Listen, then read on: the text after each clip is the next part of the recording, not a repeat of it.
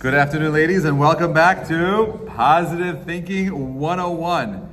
If you're here for the first time during the series, no worries. You can go back and watch all of our classes on youtube.com/chazak and look for Positive Thinking. There were 9 classes before this one. And each one is a standalone topic, but really a binyan, a ladder of building ideas, a building block of ideas that hopefully get us to a place where we could start positive thinking. I actually started this course, I put together this work before October 7th, and I was teaching it to the young professionals on Monday nights. And it became very, very necessary post-October 7th as a conversation that we need to be having in our community of just people allowing themselves to give them permission, to give them the strength to work on their mental health and to be empowered to recognize that your positivity, your positive thinking is very much something that is in your control. It's something that you can influence. It's not something, you are not a prisoner to your mind or emotion. But today we're going to be talking a little bit about navigating anger and resentment. And now the truth is, I have to be careful because my mother is an avid watcher of these classes. And I often get feedback. She's my biggest critic. And but she taught me so much about, anger and resentment. Not because I'm angry at her or she's angry at me. It's because she has a very pleasant predisposition, and even in situations where others would lose their calm and cool, she somehow was able to remain cool and collected. Okay, so the way we do this is we have the sources over here, and we're going to go through the sources together and use them as springboards for our conversation. So the first one is in Bereshit. And v'hu avar lefnehem yishtachavu arza she'eva pa'amim ad gishta et achav. We're talking over here about whom? We're talking about Yaakov bowing down to whom? Esav. V'yiratz Esav l'krato v'yichabkehu v'yipol ad tzavarav yishakehu v'yivku. Right, it's a famous meeting after Yaakov. You need sheets. There's some more sheets right over there. I'm sorry if I didn't get them out properly. They're right there in the middle. I just want to hand them out over here. Yaakov and Esav are estranged brothers, and they have gone through a very difficult childhood. They're twins. Yaakov outsmarts his brother and gets the blessings from his father. Takes on the role of being the Bechor, the eldest, and getting all the rights that come along with that. And clearly Esav's upset. He even pledged, we know from Midrashim, that he wants to go ahead and kill Yaakov. Now 22 years have passed. He goes away to another land. He goes to a place called Aram, where his father-in-law lives there. His father-in-law's name was who? What? Lavan. Where is Aram today, current days? No. Try again. Syria. Aram Soba. Right? So it's in Syria. So Lavan was Syrian. And he lived up there. Yaakov lived with his father-in-law. And he moved back down to Israel. And as he was coming down to Israel, he already heard that Esav was coming with his 400 soldiers to come in and meet him and greet him. And now Yaakov has to go ahead and figure out, how do I take someone who's angry and disarm them? Now, let's pause for a moment. How many times have you found yourselves in a situation where you see something that upsets you? And you react immediately because you decisively know that is 100% wrong, and you have to be fierce and firm about your response. Now, I'm going to argue that 90% of the time, that fierce and angry response is a mistake. It's a mistake. It's a mistake, and I'll tell you why. Because if the purpose of that response was to elicit change, okay, it doesn't work. You don't change people through anger. You can't change people through fear. The only way to create change, the only way to motivate people is through positivity and love. That's the only way it works. Pleasant, proper disposition. I have a 13-year-old son who was in a local school over here, and he had spent the summer in a camp where he really liked the boys, and he wanted to switch schools. He's in 8th grade. So this is a couple weeks before school, and I told the school, listen, thank you so much. I'm so appreciative. He was in that school for 4 years. He's ready for something different. This is a better school. He wants to apply to it. He applied and he got in. We're withdrawing tuition. Please help me. Please tell me how I can recoup the tuition payments that are made. They start charging tuition in the previous year, so you finish by March. So you're paying from March to March. So I already paid half the tuition for the year. So I get an email back, oh, so sorry, is there anything we can do to convince you to stay? I'm like, no, it wasn't my decision, it was my son's decision. He decided he wants to go. Like, great. No mention of the tuition. I'm like, okay, tuition, I gotta pay for tuition, I gotta figure out how to pay for school. So I get an email, yeah, we're so sorry, it's very clear in our tuition policy that, it's non-refundable, so we're not giving you back any of your tuition. I'm like, what?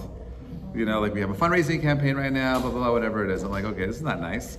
And my initial response was, I'm getting on the phone and I'm gonna give these guys a piece of my mind, So I wrote the most pleasant and beautiful, because I'm a student of my own teachings, right? So I'm like, I'm gonna be nice. I'm gonna be super positive. I'm gonna write the nicest email. I just want to reiterate how grateful we are for everything the school has done. It's so amazing. I was unaware of this fact in your rules. It was unclear. Can you please show me explicitly where it says that? I would like to see it. You said that you mentioned in your email that you spoke with someone in your school. I'm just curious, who did you speak to? Thank you so much. I'm really looking forward to getting back. And I literally had like 15 emails back and forth. And at the end, they were 100% right. In their own rules, it says that you don't get the tuition back. So I wrote back, listen, I work not for profit. And there are plenty of times when you're dealing with people that even with your own rules, sometimes you have to make exceptions. And I believe this is one of them. Do you really want to lose a family? Do you really want to be in a position where I, as a local rabbi community member, are going to tell people that that this school is willing to be unflexible with their parent body, that they're willing to burn bridges for money with their alumni? And more than that, after speaking with my advisors, they mentioned to me that I should just approach some of the donors in your school and let them know of the situation that I'm in right now, that you're more concerned about raising funds from a rabbi in the community than doing your own work. So I'm happy to approach them. I don't want to do that, of course. I don't want to be that guy, but you leave me no choice. Please let me know how you'd like me to move forward. Next email, we spoke it. Congratulations. The next day, cha-ching, I got the check in the mail, right? Now, so I could have gone with brute force and fought, which was my initial reaction, because that's just the way I was taught. Like, I'm from Brooklyn, and you want something, you fight for it, okay? And eventually you win. That would have completely backfired over here. My approach was, I'm gonna kill them with kindness. I'm gonna consistently be firm about what I want and help them see my perspective, and eventually I got them there. And that's over here also. Yaakov sees a brother who's Esav. Esav was the redhead guy. We know that Gingis are usually quick to anger. Okay, he's hot-headed. He's ready to come, and he's a brilliant military tactician. He's powerful, he's strong, he's courageous, he inspires people. In a battle between Yaakov and Esav, Yaakov loses. And Yaakov knew that, by the way, which is why he divides his camp into two. In this way, if one camp falls, the other one will flee and survive. He plans that way. He knows he can't beat his brother. But instead, what does he do? He goes into the meeting to try to kill him with kindness. Right? Look at that little number 2 over there. Commentators explain that while Yaakov was bowing down to his brother, he forced himself to think in constructive thoughts about his brother. It wasn't enough to go ahead and say, I'm just doing this to appease him. He was actually had to believe it for himself. The sheets are right there, right? So that is why the Torah specifies that Yaakov prostrated himself until his brother, meaning he forced him to have a wholesome thoughts about Esav, until he reached the level of his brother. He saw him as a brother, and to that point, he bowed down before him due to the upright thoughts, and Yaakov's noble thoughts generated a sense of love and brotherhood toward Esav, until finally, Esav ran over to meet him, embraced him, and kissed him. Right? That's an amazing transformation. Do you understand that the world around you very much responds to you? And therefore, if you're going to start out steaming and angry, you're going to automatically destroy things around you. In October, I got myself a new car. Okay, I got myself a Tesla. I talk about it because I drive a lot and I don't like driving, and it drives me. So it was my first week that I got it. And I live in the Five Towns, and everyone knows the Long Island Railroad is there. So the Long Island Railroad, before you cross it, they had this weird white patch of paint with Chris's and crosses on the floor. And the car, I was in that lane, right? There's the stop sign and this little, whatever that crosswalk thing is on the floor. And the car didn't know what it was. So it wasn't sure if it should move forward or stop. So it was literally jerking back and forth, but I'm like, okay, I'm gonna wait until figure it out. Now the guy behind me is getting annoyed. He honks at me, and I'm like, honestly, I don't even know how to turn this thing off. I just got it, right? I didn't know how to switch out of that mode. So he pulls up right in front of me, right, and just zooms away.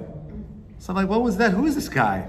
So I zoom up in front of him, right? Because I'm gonna catch him. I want to see who this guy is. So I catch him in front of him, and I roll my window down, and I see it's my neighbor. I'm like, hi. He's like, did you do that on purpose? I'm like, no, I'm not driving the car. He's like, oh, I'm so sorry. These are two people that know each other. He's a great guy. He was frustrated because he was making an assumption about what was happening on my end. Like I was playing games. He just wanted to get home. And I wanted to get home too. I just didn't know how to get out of this mode that my car was in. And I was upset. I was frustrated. But if I would have had this proper predisposition of, no, I'm not going to get upset. I'm going to try to understand what happened over there. Right? And thank God, tragedy was averted. Okay. But she says on number 3, next page, he says that, v'yichabku. Look on the bottom. He says, it says, "Shenimkaru rachamav va'oto sha'av v'nishku b'chol libo." At that moment, his pity was really aroused, and he kissed him with his whole heart. Meaning, Esav wasn't just doing it and Yaakov as this like nice, symbolic gesture of brotherly connectedness, but a genuine, heartfelt connection to somebody else. Someone come, give you an example. There's a particular person who's running for a certain seat in this country, and and he's a complicated man, and he was on a debate not too long ago, and if he would have started the debate with, "I just want to begin by telling people I'm so sorry. I'm a complicated person.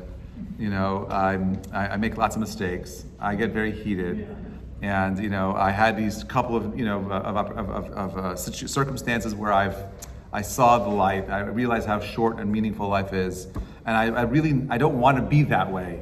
That's not the person who I'm proud of, but I'm sorry." If he could just do that, the whole world would be a very different world. He can't, right? He doesn't know how to do that. He's locked in his own, world of like, I got to fight to win, which you should fight to win. But there is a way of fighting to win, like Yaakov does, where you win everybody with you. You see, he's used to conquering. We spoke about this before. And the pasuk in Bereshit says that it says God creates man and woman, right? It says Puruvu muluat haaretz. God says to Adam and Eve, Puruvu, be fruitful and multiply, right? Muluat haaretz, fill the earth. V'kivshuha. What does the word v'kivshuha mean? Comes the word kovesh, which means to conquer. But when you have a he at the end of the word, what does it do to it? It makes it feminine. V'kivshuha. So Rashi says, well, what does it mean to conquer her? Who's conquering whom? Is it conquering the earth? And Rashi says, no. Rashi says, Shehazachor, right? Kovesh et hanekeva. That it is the masculine force has to conquer the feminine force. Now, when I first read that, I'm thinking about my old hat. I'm thinking of like the Flintstones. You find, a woman, you take your little bat and you bob her on the head and you drag her to your cave. And that's what conquering looks like, right? But that's not what Rashi means. And that's certainly not what the Torah means. You see, a king can conquer a people with a sword, or he could conquer them with their hearts. I could conquer you by saying the most beautiful words to inspire you to want to join me in my desire to make our country a better place. That's another kind of conquering. And that's the conquering that we're talking about.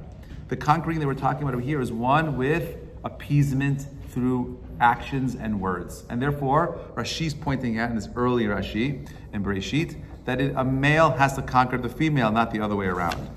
And just like over there, we're using words and appeasements to go ahead and conquer the other, over here, Yaakov is doing the same thing with his brother. He's using an old technique that if ultimately my enemy, which is the worst possible thing, that my enemies are difficult, right? And by the way, even someone what's happening right now on the other side of the planet, by the way, all of the Torah that we learned today should be in the merit of our soldiers, both in the south and the north.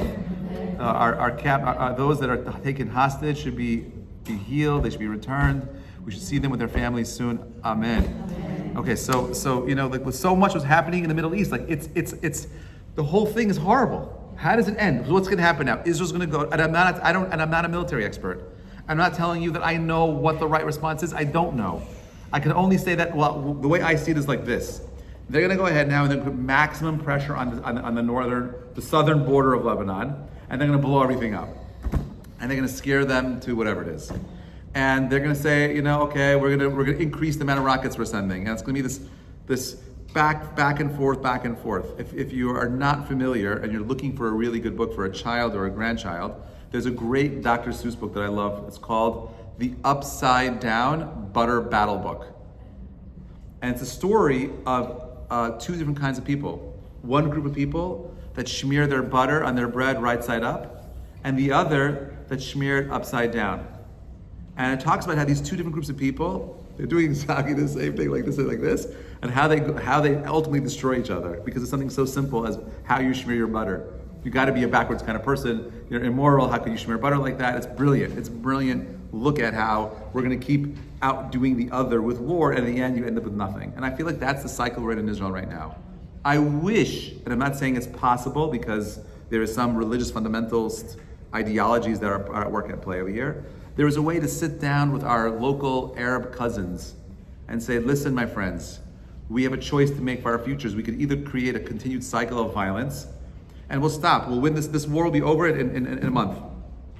Okay, enough people died. Okay, great, let's stop.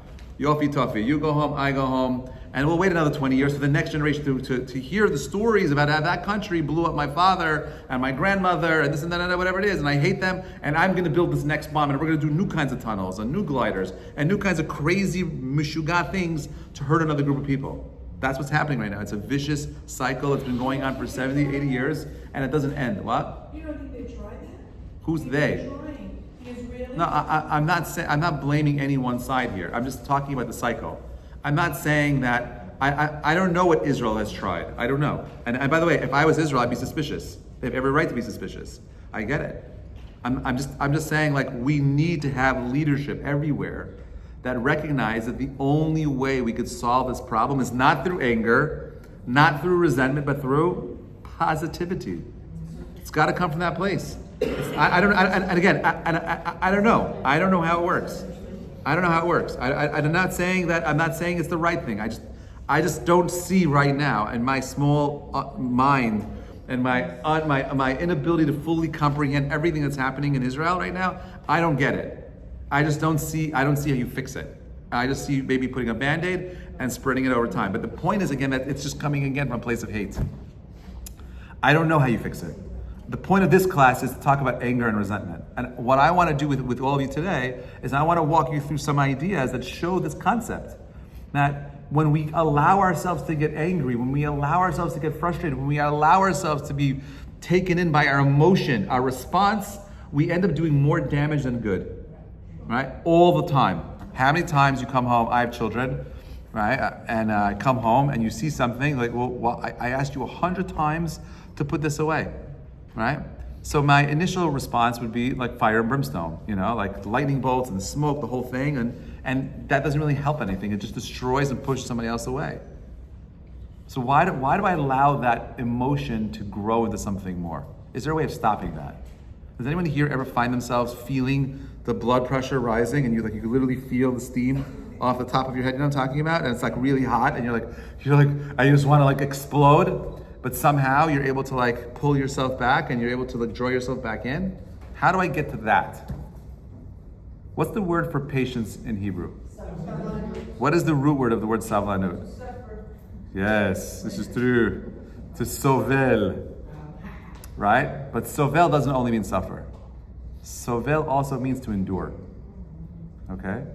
And therefore sometimes patience isn't just being, calm. Patience is being sometimes able to take a hit and hold it and not let go and say, you know what, I'm not going to be the person that's going to explode. I want to be the person that's going to be winning with kindness. I want to be, I became a grandfather 7 months ago. And yeah, it's crazy, I know. I know that I'm going to win the grandpa game, right? 'Cause I'm going to win. I'm not losing that game, right? And I have a whole entire strategy for the next 5 years of planting every single proper seed of how I could become the greatest grandpa ever. And it only works with killing my little granddaughter with kindness, right? And I'm not going to spoil her. Is it? No. No. Killing with kindness doesn't mean, by the way, killing with kindness does not mean giving them everything they want. That's the worst thing you could do. The worst thing you could possibly do is give your grandkids everything they want. Then you're just spoiling them. That's not killing, that means just killing them. That's not killing them with kindness. Chesed is what God did for us. What did God do for us? He created a world where we had life and we have challenges. That's chesed. Giving us the tools to overcome our challenges, even greater chesed.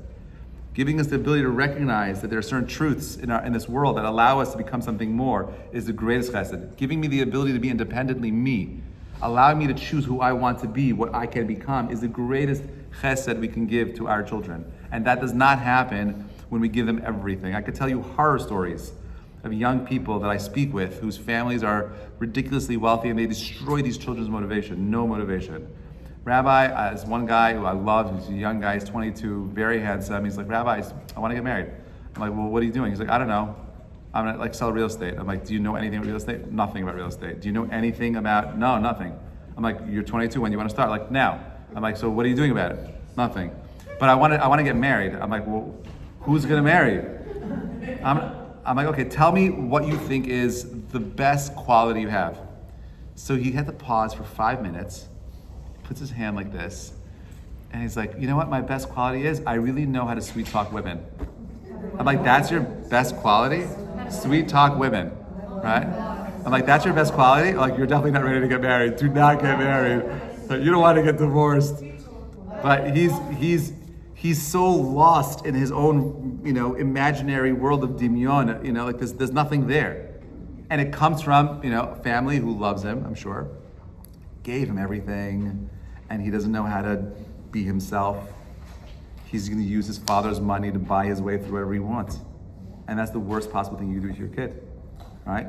Killing with kindness means understanding when to put the boundaries up. And that's why, let's listen to the genius of Shlomo HaMelech. Number 4. He says, Kemaim hapanim lepanim, ken lev ha'adam le'adam. What does he mean when he says that? That as faces answer to a face in water, so does a man's heart to another. What does he mean when he says that? What does that little pasuk in Mishlei really mean? What does the word panim mean? Panim means face. What else does it mean? Panim. What is the panim? So the panim is the face, and the word panim is your inner self. Because your external self, the face, often tells me about what's going on in somebody's inside. Right? So when he says, Kemaim hapanim lepanim, just like water, when you look at water, what do you see? Your reflection. The same is true between the heart of a man to a man. If you walk up to someone and you're angry, they know it the same way you're looking at water, right? You walk into the room and you show compassion and love, they know it, they feel it. And usually it's reciprocal. The way you bring your attitude into that room, right? That attitude will come back to you in the same way. You come in harsh fighting, you have to, hopefully the person that you're with will calm you down and take you off the hot horse, okay? And if not, chas v'shalom, machloket happens. War happens. More destruction happens. We don't need any more war. We don't need more destruction. Where does it start? It starts at home. How you come home. You think that what's happening in the Middle East is just because of politics? It's not. It's because the families at their homes are not working well. They have the wrong values. They're not teaching the right values. We need to be teaching this. This is so important. This is a famous story about Rabbi Aryeh Levine in number 5. And in a nutshell, he was, Rabbi Aryeh Levine was a famous rabbi in Israel and in Yerushalayim. He was famous because he actually visited many Jews that were in prison in Israel. And he would do chizuk, a lot of kiruv, and so on and so forth. So he had some meeting with this Turkish ruler, about a very important matter to the Jewish population in Jerusalem. So now anyone who heard about this understood that Rabbi Aryeh Levine is in trouble. This guy is an anti-Semite, this Turkish ruler. He's not going to be sympathetic to rabbis, and he's probably not going to get what he wants. But Rabbi Aryeh Levine goes into this meeting. He's filled with compassion for this man. He is completely open to the possibility of hearing whatever this guy has to say, and eventually, he actually gets exactly what he wants. He switches his heart. How do you do that? How do you do that? How do you change somebody? You don't win the war through might. I can conquer you. I'll pull out, I'll get everyone in handcuffs, you'll do what I say, and this and that, you'll be my prisoner. Did I win anything? No. Right? But how do I change you? I could only change you if I create a space where you allow me into your heart. And the only way you will let me into your heart is if I am able to convince you that I love you more than you could possibly imagine, that I care about you. That's how it works. And if we're able to approach humanity like that, our family like that, our friends, our relatives, our spouses, our children like that, we can move them. It doesn't work any other way. Look at number 6. The difference between anger and resentment. Number 1, anger. Anger is an immediate and intense emotional response to a specific provocation or harm caused by another person. Number 2, anger is usually a short-term feeling that arises from being hurt or humiliated.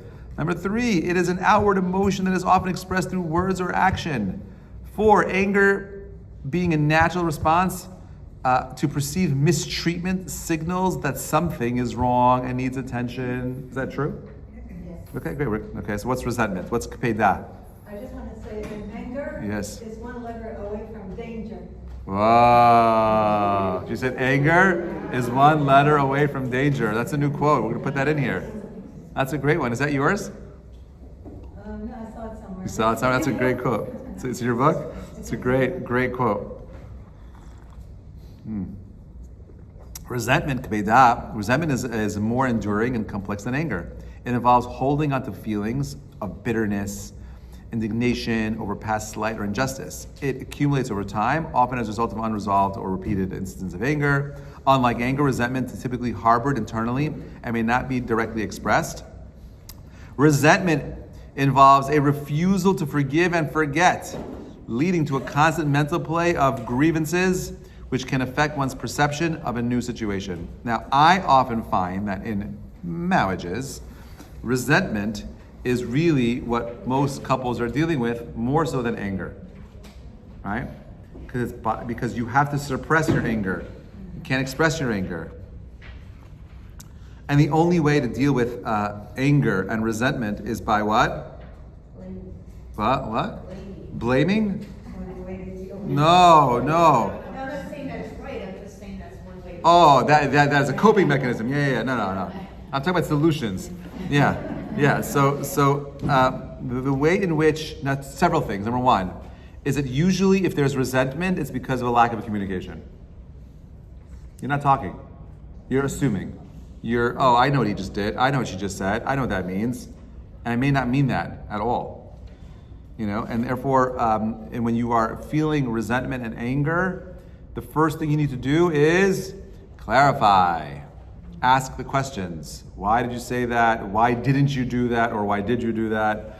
Why did you go there? Or why didn't you go there? Ask all the questions. And once you have all the information, you can make an educated, positive, or maybe not so positive response, depending on the situation. I'm not saying that there's never a time when you should be angry. The Torah does say there are times when you could be upset about things, but anger is one of those things. It's one of those midot where the Rambam says you don't want it. There's no scale for anger. You don't want anger. Anger is the worst thing. You'll see right now. So in summary, anger is a direct and immediate response to a specific incident. Resentment is a long-term emotional state that results from holding onto past anger. Resentment can impact the person's overall being and perception of the world, often more deeply and persistently than fleeting nature of anger. Anger comes and goes, but resentment is the worst thing. I'm sure everyone here could tell me a story about something they resent. Look what the Zohar says. But remember that resentment itself is fed by anger. Anger comes first, the frustration, and then the resentment settles in, it stays, it lingers. Okay, the Zohar says anger is a form of defilement that blocks the pathway of munificence or loving and giving. So what does he mean? Anger, we always feel it up here because al pi Kabbalah, anger is the place where you have the connection between the lowest part of your neshama and your body. There's that deep connection over there. There's a very deep connection between your neshama and anger. But what ends up happening is when you allow yourself to get angry, you've basically defiled a level of your neshama. I'll explain to you why. Why are you getting angry? Oh, I'm frustrated, I was slighted, I was wrong, and I don't deserve it, and you come up with whatever the reason is, right? But usually anger comes from a lack of emunah. Anger comes from a lack of bitachon. It comes from a lack of faith and trust. Do you believe wholeheartedly that everything that you've gone through in your life somehow is for your benefit? And that's not an easy thing for everyone to say. And I get that. Everyone here, I'm sure, has gone through challenges. I'm sure everyone here has a story to tell, no question about it. Frustration, anger, I get it. I believe that there is a God who loves you more than you could possibly, more than your body and your brain can comprehend what love means. I don't believe he's evil. I believe he's good. Can I fully understand an infinite being? No, I'm finite. I understand that every situation that I find myself in is designed to allow me to respond so that I can become the best version of myself. That's it. Why did this guy cut me off? Why did that person say that? Oh, it's my response. How am I going to respond? It's your positive thinking hat again. You can choose to live your whole life in saying it's me against everybody else, and therefore I'm going to fight. But at the end, you're going to lose because you're going to carry resentment. It'll destroy you. Anger is a defilement that blocks the pathway to loving and giving. If you're feeling anger, you can't build connection. You can't give. It isolates you. It walls you off. The Gemara number 8 says, a person does not move a finger without its having been decreed from above. Everything that happens from above. Everything that happens here happens from above. Nothing happens by accident. There are no accidents. You're here, you made the choice to come here. Amazing. Chazak u'baruch. Okay, you should have the schut of being here today. It should give you the ability of living a life of positivity, happiness, and success. Now I said it like that because you can't have success if you're depressed and angry. It doesn't work. You're closed. The only way we grow as individuals is through a place of love and giving. When you are unable to love, unable to give, it doesn't work. The Gemara says, furthermore, Hashem causes good things to happen through good people and bad things to happen through evil people. Who do you want to be? What kind of a person do you want to be? Do you want to be God's agent to do more bad into this world, Or do you want to be the agent that God is using to do good in this world? Continue on. Number 10, one who becomes angry is akin to idol worship. Gemara says that when someone becomes angry, it's like he or she is worshiping Avodah Zarah. Does anyone here want to worship Avodah Zarah? No, I don't want to worship Avodah Zarah. Well, why is it saying that? Why is anger so bad? When you're getting angry, you know what you're saying? I don't believe in your plan. I don't trust you know what you're doing. I know better. I reject it. I reject the situation that I'm in. That's what's happening. When you get angry, you are worshiping Avodah Zarah, a strange god, El Zar. Let's look at the Rambam, number 11. What does he say? He says, in the regulation of traits, a person should seek the path of moderation, being neither overly this nor that, but balanced, tiferet. However, with regard to anger, this rule finds its exception. Ready? Underline this. Anger is pernicious and destructive emotion, one that should be diligently avoided. This is coming from an Egyptian Jewish man, who lived 900 years ago in an Arab country. He's telling you, don't be angry. The doctor, the Rambam. It is advisable that a person train themselves to resist the stirrings of anger and remain calm even when provocations arise. For in the mastery of one's temper, there lies great wisdom and self-discipline. It is within the grasp of a person to choose tranquility over wrath, to respond to challenges not with heated impulse, but with considered calmness. I love that. This should be your mantra every single day. You should cut this out, read it every single day, have it there, post it wherever you can, remind it, read it, because it is beautiful. And it goes very nicely into number 12. The pasuk says, Lo tisnet achicha belavavcha. Don't hate your brother in your heart. Why are you carrying hate in your heart? Do you have room for hate? When you allow yourself to fill your heart with hate, that black goo, it kills you on the inside. And more importantly, it prevents you from having more love in your heart, which is what we all need. Everyone here needs more love, I promise you. Everyone here needs a hug. Everyone needs a hug. Everyone needs a hug. We would be living in a much better world if people are just giving each other more and more hugs. That's what we need. We need that. All right, and that's the Rambam saying. He's saying you have a choice. We're constantly talking about balance. We're talking about building balance. We're talking about midot. Any midah to any extreme is bad, and we want everything to be measured in the middle, right? So, for example, anivut to an extreme, any extreme, bad. Chesed to any extreme, bad. Gvura to any extreme, bad. Any character trait in an extreme is bad. We want tiferet. We want harmony, not when it comes to anger. Anger is the one trait Harambam says you got to get rid of it. There's no place in it. It's the wrong. It always leads to something bad. It does not help ever. Does not help. There's something called jealousy, right? And there's only one way in which the Chachamim tell us you're allowed to use jealousy. Anyone know how? Kinat sofrim tarbeh chokhmah. The jealousy of wisdom, right, increases, chokhmah, wisdom. The jealousy of the rabbis, of their knowledge, increases wisdom. That's the only time you'll have any kind of jealousy. But otherwise, jealousy, you don't want it. Anger, you don't want it. Get rid of it. Okay, look at the Ramban. Okay, this is what he says. He says the Torah is instructing us how to avoid anger and hatred. If someone has offended us, we are obligated to reprimand him, even if we are not concerned about his well-being, but are rather concerned about appeasing ourselves. Reprimanding someone for having upset us brings us to a state where we have no reason to be angry with him. We have to be frank and straightforward in admonishing him, so there's no need for any further anger or resentment.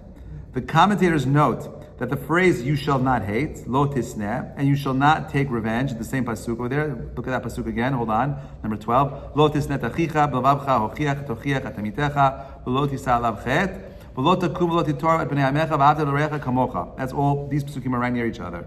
So he says the Chachamim here know that the phrase "you shall not hate," "you shall not take revenge," nor shall you bear a grudge, have the same meaning and thus seem to be repetitive. Obviously, someone who does not hate his fellow man because the latter insulted him, also has no reason to take revenge or bear a grudge. Yet even if we do not hate a particular person, the memory of the insult always remains. This is an invitation to hatred, because the bad memories festers in a person's mind over a long period and require him to deal with his feelings in a forthright manner. How many times do we find ourselves, someone said something 15 years ago, oh, I remember what you said to me. I was 15 years old. What did I know? I don't know what was going on. Forgive me. Time has moved on. Why are you still carrying that negative memory in your heart? Yeah. What is the difference between close friends and good friends? So offending is I say something, and it's personal, right? And upsetting you is like, I'm preventing you from having something. So depending on how the word is used or how the Torah is expressing it, the idea is very, very similar. Meaning, ultimately, the Torah is talking about someone that does something that causes you to be frustrated or angry or carry resentment. And therefore, those are the things the pasuk is dealing with. By the end, what do we say? We say, "V'ahavta l'recha kamocha," right? You have to get yourself to a place where you are able to love your friend like you love yourself. Is that possible? Who said no? Why? It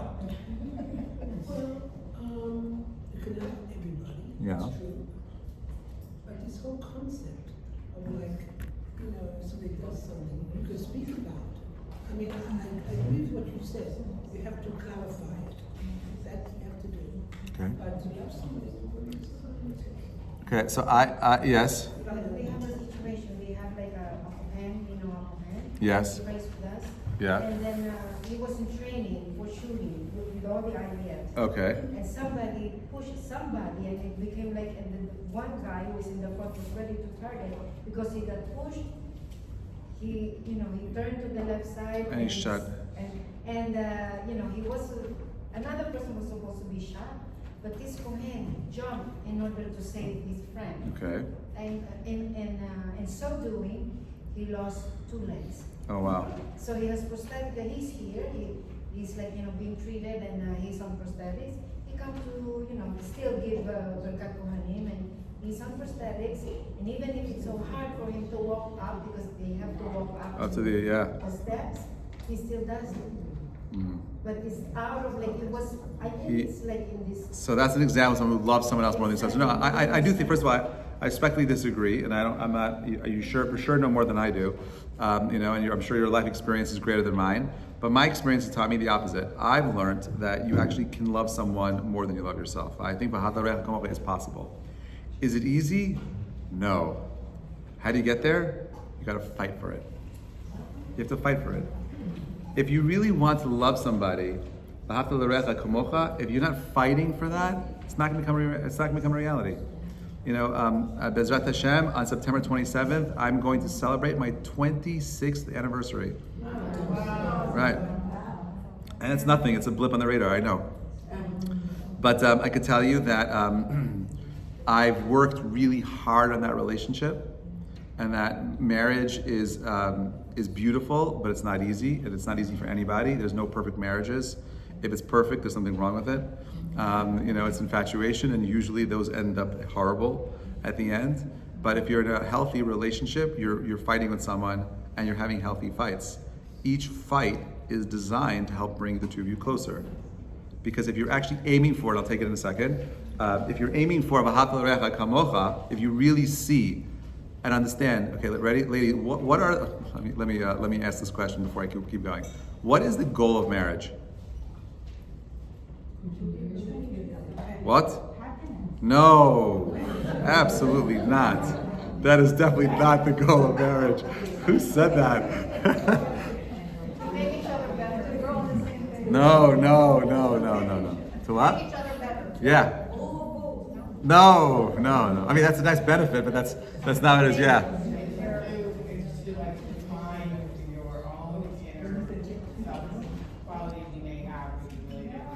No. Yeah.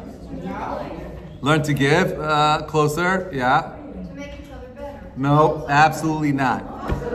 Respect. No. It's part of it. That's not the goal. No. Okay, stop. Okay, ready? I'm going to tell it to you right now. I'm going to tell you the answer right now, but I want to hear what you have to say, okay? So, one second. I'm just going to finish this idea, and we're going to segue. The goal of marriage is for two people to recognize that they are one. That is the goal. How do you get there? You work with each other, respect each other, love each other, blah, blah, blah. But the goal of marriage, what we're aiming for, is what? It says, Lo tov aliyah levato, otherwise we're connected, it's not good for man to be left alone, we're making him a helpmate, right? God makes Chava, and it says, V'hayu labasar echad. And they should become one flesh. What does that mean? To become one flesh. This is the... That is Me'achuz. You're right, but you didn't say that before. You did not say that before, don't trick me. But you're right, if that's what you said, you're right, yeah. But I think that a major thing is the continuation. The what is? Continuation. Lo. Ma pitam, yeah. Going back to number? 12. Yes. You shall surely rebuke your fellow, but you shall not bear a sin. So my difficulty is if I am angry with somebody, Yeah. how to fashion the rebuke, or going back even further, if I hold back on my anger, will that in a way say to the person who has acted badly, give them a reprieve so they'll continue Great. bad behavior. In a way, if you're being very kind and gentle in your response to bad behavior, are you showing them the path for continued bad behavior? No, it's a great question, by the way. I love that question. And I'm going to give you a very unsatisfactory answer. Okay, because it requires a lot to unpack in your question. But I would say very simply is that, listen, I'm going to oversimplify it with a parent-child relationship.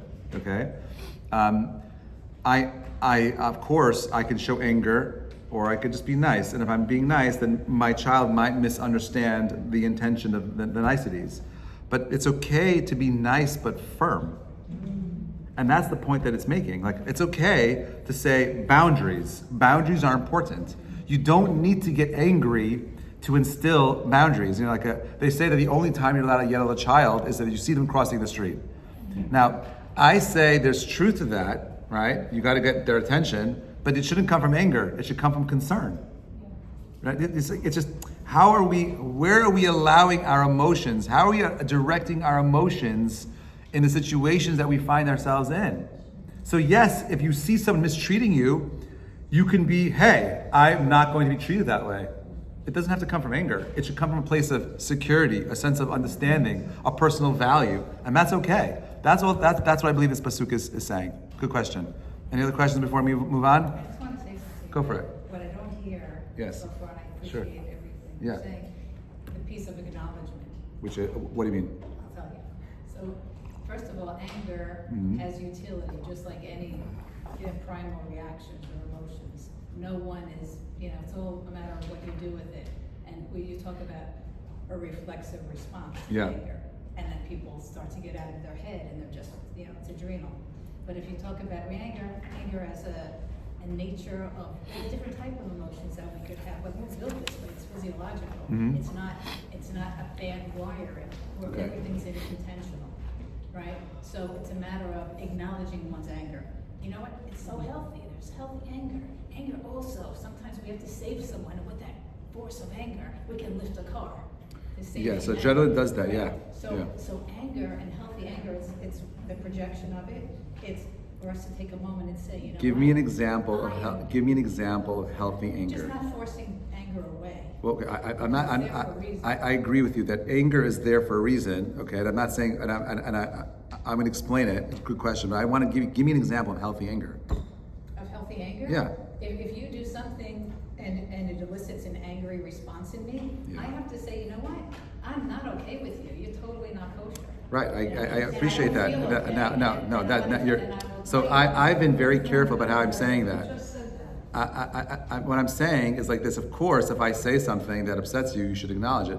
The part that I'm making, the distinction that I'm making, is that anger is there.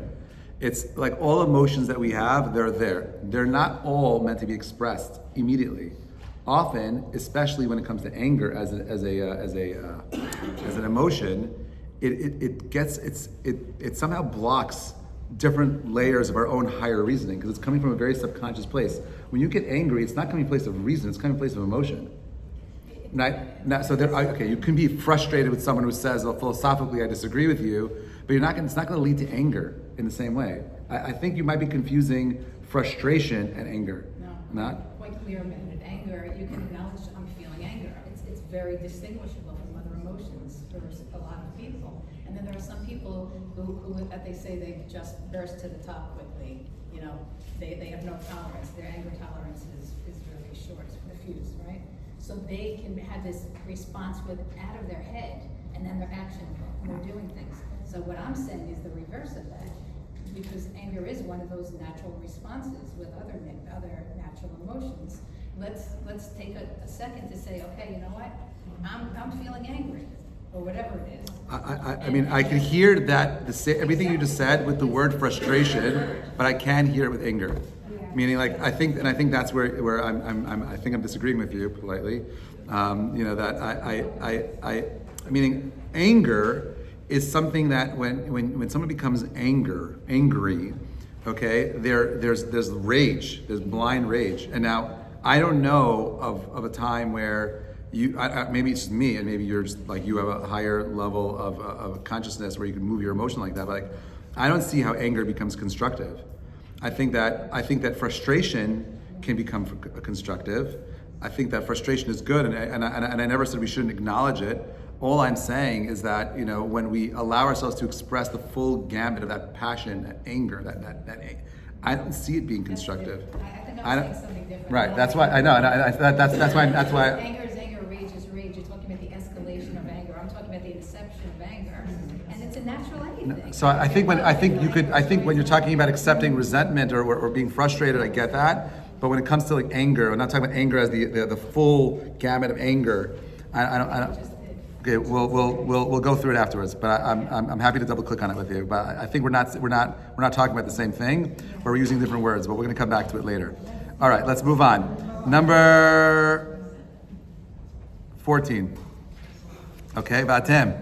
Right, you, right? He says, besides, although You intended me to harm, God intended it for good, so as to bring about the present result, the survival of many people. Okay, this is, who says this? Yosef says this. Yosef sees the brothers and he says, oh, you guys sold me, and you thought that everything that had all the things that we went through together in the sale of me as a slave to the Egyptians, okay? You think that was all because of your own choices? No, that even the sale itself, that is from the hands of God. It wasn't you that sold me, it is God that sold me. And he wanted to orchestrate all this. Imagine Yosef in prison for how many years? 17 years, away from his father for 22 years. He is sitting there remembering as a young boy that he has this prophecy and this dream that one day his brothers are going to come and bow down to him. And what is he doing? He's sitting in an Egyptian jail cell. Is he depressed? Is he frustrated? Is he angry? The answer is no. He is someone who understands that every aspect of his life is somehow being managed by something good. And that's not me, that's him. Okay, and that's what the pasuk is saying over here. He's saying to the brothers, listen, everything that happens is happening from Borei Olam. It's all the tov. It's all good. In Shmuel, when David HaMelech was fleeing Yerushalayim during the Avshalom's coup, his son, Shimi ben Ge'era hurled stones at the dirt at him and cursed him after he put down the rebellion and returned to Yerushalayim. Avishai ben Tzuriah wanted David to be punished Shimi ben Ge'era for his treachery. However, David HaMelech refused, saying, Hashem told him to curse. David would not allow Avishai to avenge the king's honor. Was that a mistake? Now, he's someone, David HaMelech is a warrior. He's the king, he's the melech. Okay, certainly far from perfect. No one is perfect. But he understands his nature. David HaMelech's nature, we know from Chazal, was similar to Esav. David HaMelech was a gingy, redhead, blue eyes, he had fiery personality, quick to anger. He was a warrior, he'd understand what it meant to have blood on his hands. The guy was out there fighting. And he says, you know what? My nature is such where I should be taking revenge, but I'm not going to do it because it's coming from a place of anger. You can be firm, you can be clear, but you don't have to allow yourself to express anger. I'm not saying you shouldn't ignore your anger, you should deal with your anger, but ultimately, we don't want to be individuals that are are motivated by anger. So 16 is a practical steps in eliminating anger. Identifying triggers. Number one, understanding what situations, people, or events trigger you. Trigger your anger, awareness, the first step of managing any situation. Okay? Number two, use relaxation techniques. Techniques such as meditation, mindfulness, progressive muscle relaxation can help manage stress and reduce overall levels of anger. Number three, improve communication skills. Often anger stems from the misunderstanding of feelings unheard. Learn to communicate effectively and assertively rather than aggressively can help manage conflicts. Number four, take time out. Stepping away from a situation that making you angry can prevent your anger from escalating. It gives you time to cool down and to think more clearly. Number five, reflect and reframe. Try to see the situation from a different perspective. I find this always helps me. Let me see it from their perspective. How are they getting to this conclusion? Why are they saying it like that? Maybe from their perspective I could see it. Number six, seek solutions. Focus on finding solutions to problems rather than dwelling on the things that make you angry. Number seven, practice. It's very important. The month of Teshuvah right now is practice forgiveness. Holding on to anger, resentment, or grudges hurts you more than it does the other person. Forgiveness can be a powerful tool in letting go of that hate. Rav Dessler, number 17, says, how can a positive thought influence another person? This happens because there is there is another dimension in which people's souls are intertwined. You think it's an accident that you're here today. Sorry, spoiler alert, we're all connected, like New York Telephone. We're all connected somehow. And there's a interweaving of neshamot, and that's how we're all connected. This dimension is not bound by time or space. The souls of all mankind are bound together, and the spiritual roots of their lives are dependent on one another. Which means, when I have a negative thought about anyone in this room, chas v'shalom, I could push them away. I could harm them. But if I'm someone who is, I don't hate my brother in their heart, I'm someone that's constantly working on recognizing that really we're all one. Chachamim tell us that the month of Elul is the last month of the year. The month of Elul, the Mispar Katan, you take the gematria, is the number 13. Aleph, Lamed, right? Vav, Lamed, right? So you have a 1, 3, 6, and 3. Okay, that's 13. Gematria 13 is the same gematria of Ahava. That's right. Ahava means love. It is also the gematria of Echad, 1. The month of Elul is the month where God says, I love you so much, right? But the way in which we develop that love is by seeing how we are all interconnected. There's no room for anger. Of course, there are situations that are frustrating, but that is not the midah. The Rambam says it very clearly. It's not the midah you want to express. Rav Dessler is saying that when I use my midot in a negative way, I can destroy the people around me. Turn over. We're going to end with these powerful quotes, and then we'll take questions. We'll call it a great day. Okay? Number 18, powerful quotes, overcoming anger. This is one of my favorite ones, okay? Buddha, what did he say? Holding on to anger is like drinking poison and expecting the other person to die. Number 2, the best fighter is never angry. Number 3, for every minute you remain angry, you give up 60 seconds of peace of mind. Number 4, anger does not solve anything. It builds nothing, but it can destroy everything.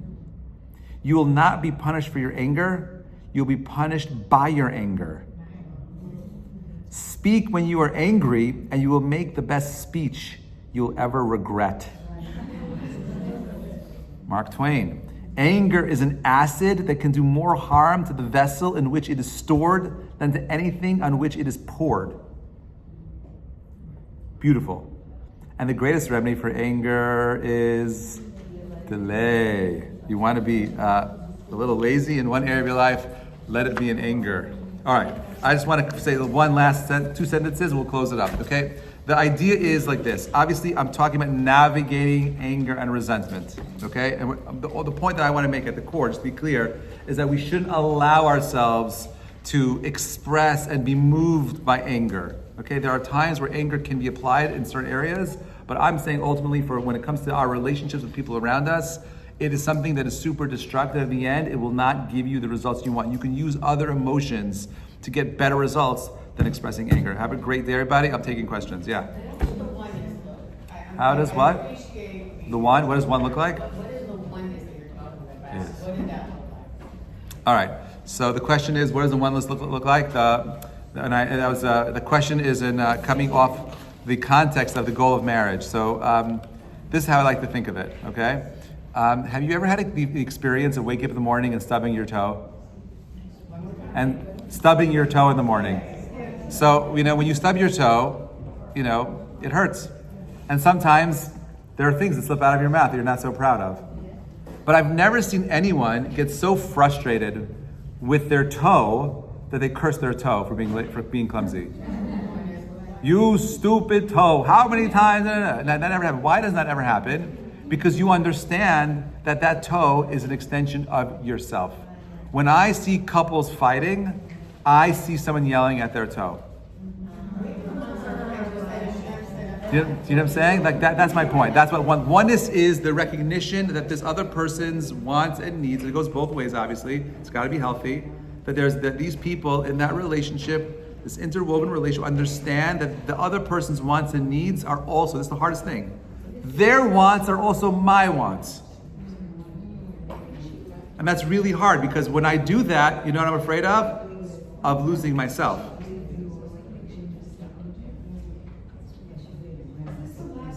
No. Why would you say that? Positive. There's more classes. There's 4 more classes. 4 more. 4 more on this topic. Yeah. Okay, quick question on anger. Yeah. I have, somebody betrays you. Yeah. And they don't ask for forgiveness. Yeah. You're supposed to still forgive them because it's getting you more angry. Like, even if they don't ask for forgiveness. You're describing resentment. And yes, I would say to you that in a situation where someone betrays you and you're angered by it, there's resentment to it, the best thing you could do is let go and let God. Let go, even Let go and let God. You let God do his thing, you do you. You have to figure out how to play the best version of you in the story. You let go, let God. I'm not dealing with it. Hashem, I'm going to forgive this guy, I'm moving on. They don't want to. That's their problem. Have a great day, everybody. Oh, another questions? Yeah, sorry. Shh, I'm so sorry, ladies. I just can't hear. Yeah.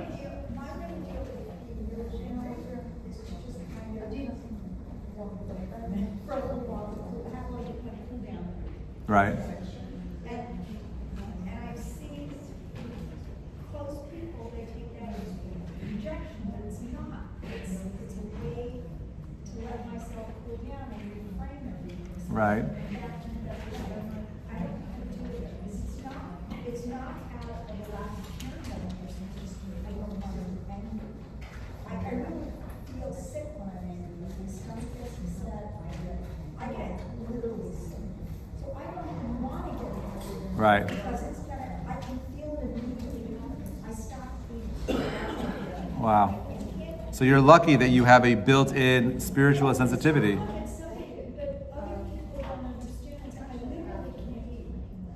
No, I understand that. I get that. The point that I'm making is that that's an amazing thing. It's amazing not to eat. No, 1 second. Slow down. No, I'm not sure what just happened, but let me say this, okay? Number one is that if you're getting angry to the point, if you're getting, I think you're describing resentment more than anger, and you're holding up stuff inside of you, and that you're bottling up, and that's what you're feeling, that anger and frustration. That's what's preventing you from doing what you got to do. But that's resentment, right? And so therefore, it was Mark Twain who said, anger is an acid that can do more harm to the vessel. It's killing you on the inside, right? So you either have to, whatever's causing that frustration, that resentment, you have to address it or let go of it. But again, there's no scenario where I'm saying, chas v'shalom, if you're in a situation where you're being harmed by somebody else, I'm not saying just take it. I'm never saying that, right? But I'm saying that you need to be clear and explicit about what you need. And if you're feeling emotionally that someone else is doing something wrong and harming you, you have to be able to articulate it or move away from it. But stay where you are in a situation where you're in pain and suffering, that's not an option. That's not what I'm saying in this class. Positive thinking doesn't mean you should be subject to pain and suffering. I'm not saying that at all. If that's what anyone took away from my class, I'm being very clear now. That's not what I'm saying at all. What I'm saying is that you don't want to allow your anger to be the force of the response in your relationships. That's all I'm saying. You can go ahead and take, though, the anger. You can figure out a way of articulating it, and then you creating an action plan so that whatever is frustrating you and angering you, it doesn't happen again. But you don't want to respond from anger. That's all I'm saying. Have a great day, everybody.